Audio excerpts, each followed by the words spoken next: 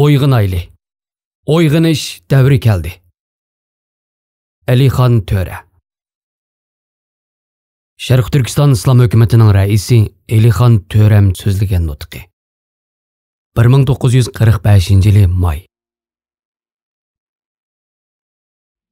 La ilaha illalloh Muhammadun Rasulullah. Allah Rabbimiz. Muhammad sallallahu aleyhi ve sellem peygamberimiz. İslam dinimiz. Sharq Turkiston vatanimizdir. Oyg'inayli. Oyg'inish davri keldi. Qarindoshlar va vatandoshlar. Har bir odam bolasi asli yaralishida madaniyat, ma'arif, hunar va sanoatni egallash qobiliyati bilan yaralmishdir. Kun chiqishda tug'ilgan bir bolaning vujudida kun petish insonlarning qobiliyati borligi shubhisizdir. Faqat bu qobiliyatni vujudga chiqarish uchun ilm o'qimak va tarbiya ko'mak lozim. İlimsiz ve terbiyesiz bo'lganlar o'z vujudidagi qimmatlik ma'danlardan foydalanmayli qolmasdan, balki hayvonlar qatorida yashamoqqa majbur. Bu haqiqatni hech kim inkor qilolmaydi.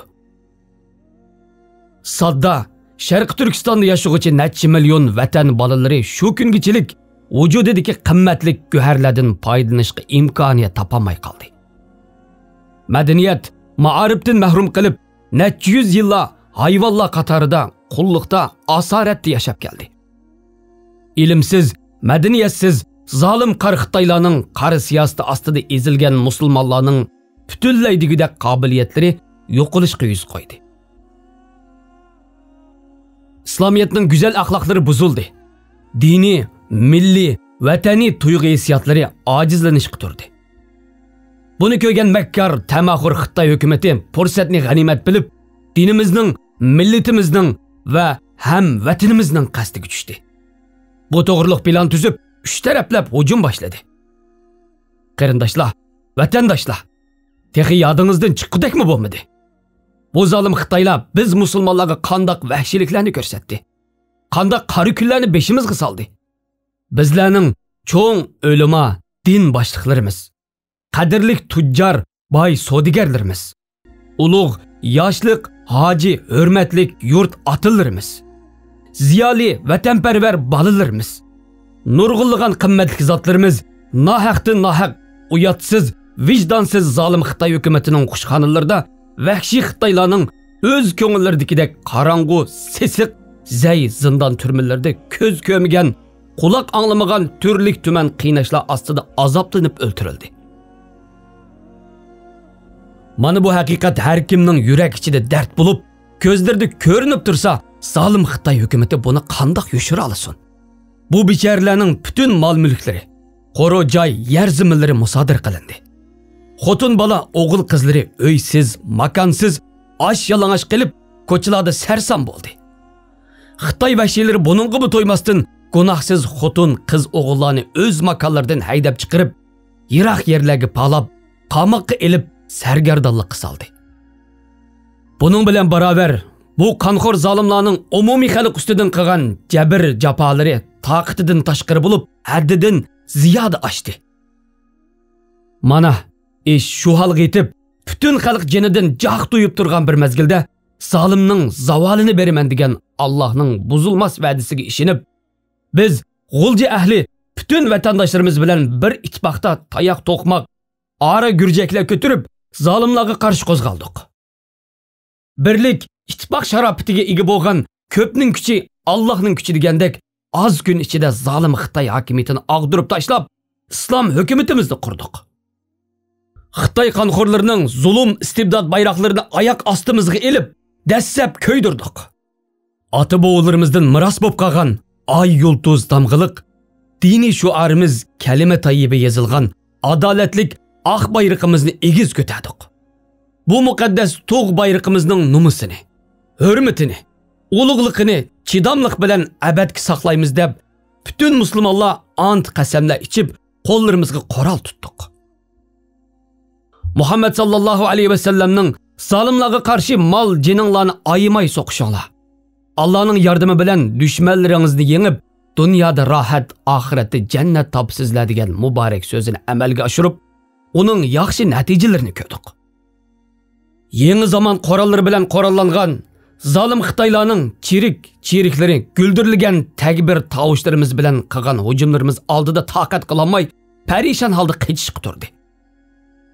Xitoy vahshiylari biz musulmonlar uchun qaslab qazgan cho'nqirlarga o'zlari yuzi to'van bo'lib yiqildi. Wa sayalamu allazina zalamu ayya munqalibin yanqalibun. Oyat karimning mazmuniga misol bo'lishdi.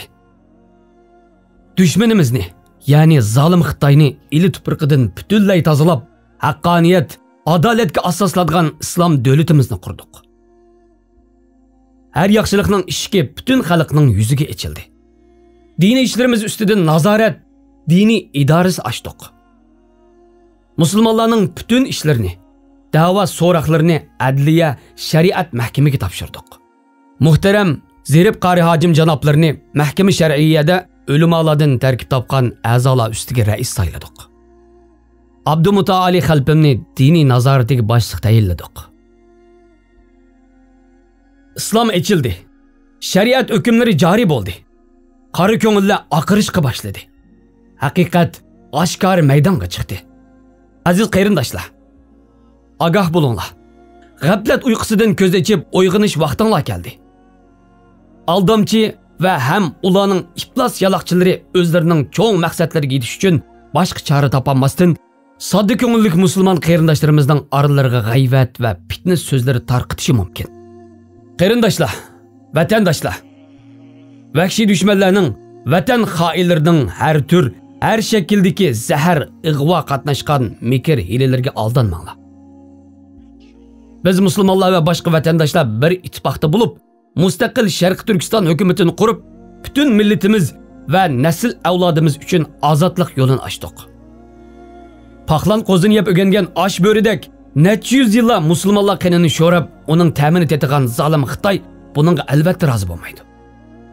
Dinini, millatini, vatanini o'zining shaxsiyat ustidan qurbon qilgan xiyolparast va vijdonsiz behimmatlar bu ishga chiday olmaydi. Xinjiang necha yuz yillardan beri Jungoning ayrilmas bir o'lkasi bo'lib kelgan deb uyalmasdan bundaq yolg'on so'zni o'ydirib, tarix yuzini qari qilg'uchi qari yuzda tövendagi haqiqiy pokitlik so'zlarni yaxshi anglab, ko'nglida tutsin. Sharq Turkiston xalqining qahramon bo'g'illarining qiqas cho'qonlar bilan qilgan hujumlarga, o'zliksiz bergan zarbalarga chiday olmay, taqat keltirolmay, Chin amaldor podshohlari o'z vatanlarini qo'g'dash maqsadida joyivan sepili sadlichinni yasab, lachindan qaşqan to'shqandek sepil ichiga kirib olib, aran jon baqqanligini unutmasin. Bu haqiqatni Xitoyning uyatsiz yozuvchilari yo'shirsimi, butun dunyo tarixi bu haqiqatga guvohlik beralaydi. Kunni etak bilan yopqilib bo'lmaydi. Zalim Xitoyning shum qadamlari Sharq Turkistonga yetgandan beri Sharq Turkiston xalqlari boshlaridan majburiyat ostida 3 turli qora davr o'tkazdi. Xonlik davri, Jangjunglik davri, Shingsay davri. Birinchi bo'lgan xonlik davrida musulmonlar qorong'ulikda, qari patqoq ichida necha yuz yillab jon talishib, ilm ma'rifatdan, adab axloqdan butunlay yiroqlashdi. Bu dahshatli kunlar, mudhish asrlar yolg'iz Sharq Turkiston tuprog'ida bo'lmasdan, balki butun Xitoy tuprog'ida hukm surmoqda edi. Bu sifatli qora davr hukumati bo'lgan zalim vahshiylar biz musulmonlarga nimalarni bag'ishladi? Nimalarni yodgor qoldirdi? Qaysi madaniyat, qaysi hunar sanoatni bo'ldirdi? Sharq Turkiston xalqining baxt saodatini Jungoning qo'liga topshirguchi o'zining va butun millatning taqdirini jonkayshi janoblarining iltifotiga bog'liq deb bilguchi din va millat xoinlari bunga javob ayta olamdi. Shaharlardagi koni sepillar, har yurtdagi buzilgan kona, buzuq paskini yamulla qoldi deb uyalmasa ayta olaydi. Adab, axloq, diyonat tarafidan biz musulmonlarga qimorvozlik, o'g'irlik, yolg'onchilik, bangilik, apyunkashlik, fohishvozlik, qo'rqoqlik, paskinilik, butun axloqsizliklarni o'rgatdi. Mana mushularga o'xshash hayotimiz uchun zahar bo'lgan iflosliklarni vatanimiz va xalqimizga yodgor qilib qoldirib ketdi. Ikkinchisi Jangjunglik, Junxo Mingolik davri. Junxo Mingo degan Xitoycha jumhuriyat degan bo'ladi. Jumhuriyatning qonunida butun xalq huquqda barobar bo'lib, kimning qobiliyati bo'lsa, shuningga xizmat topshirish lozim bo'lsa-mu, lekin hukumat doiralarida Xitoydan boshqa kimlar o'rin topdi? O'zimizda emas, hatto xetimizmi zolim Xitoy hukumatining idoralarida haqoratlandi. Dapsanda bo'ldi. Bu davrmi oldingi davrning qorong'ulik tunlari, qayg'uliq kunlarining yordamchisi, qo'shimchisi bo'lib o'sdi. Bu davrdagi zolim Xitoy hukumatining qilgan vazifasi xalq davridagi musulmonlarga qilgan zulm taqdirlarini to'liqlash bo'ldi. Shuning bilan barabar bu qora davrda yashag'uvchi musulmonlar jon talishib yurib, 3-davrga oralli erishdi. 3-davrni Shingduban istibdod davri, aldamchilar davri yoki qonxo'rlar davri deb aytsak, albatta xato demagan bo'lamiz. Chunki bütün musulmonlar va boshqa vatandoshlar bu 3 turlik dahshatli ahvolni o'z boshlaridan kechirdi. Bu davrning keltirgan qilgan jafolari, dahshatli kunlari, zulm istibdodlari, aldamchi qonxo'rlarning qilgan vahshiyliklari har kimning ko'z oldida bo'lib, ko'ngil sahifalarga yozilib, o'chmas xat bo'lganlikdan yana takror aytib o'ltirishni hojat topmadim.